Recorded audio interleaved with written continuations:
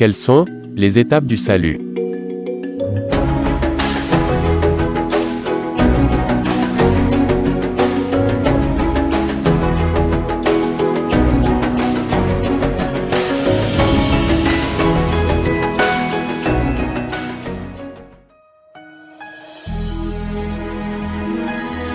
Nombreux sont ceux qui cherchent les étapes à franchir pour le salut.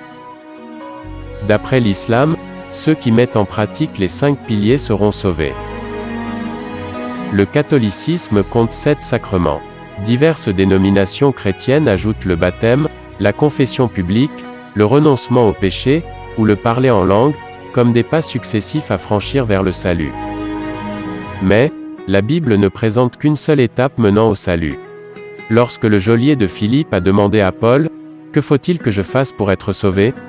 Paul a répondu, « Crois au Seigneur Jésus, et tu seras sauvé. » La foi en Jésus-Christ comme Sauveur est la seule étape du salut. Le message de la Bible est parfaitement clair. Nous avons tous péché contre Dieu. À cause de notre péché, nous méritons d'être éternellement séparés de lui. Dans son amour pour nous, Dieu a pris une forme humaine et est mort à notre place, prenant la punition que nous méritions. Dieu promet le pardon des péchés, et la vie éternelle à tous ceux qui acceptent Jésus-Christ, comme leur Sauveur, par la grâce et par le moyen de la foi.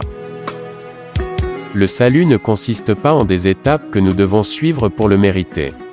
Être baptisé, confesser publiquement Christ comme son Sauveur, renoncer au péché, consacrer sa vie à Dieu dans l'obéissance, sont toutes des bonnes choses que le chrétien peut faire.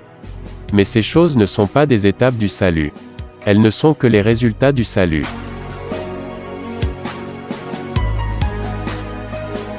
Chers amis, pour être sauvés, Dieu nous demande seulement d'accepter Christ comme notre Sauveur, et de reconnaître qu'il a tout accompli pour nous. C'est le seul pas que Dieu nous demande de faire.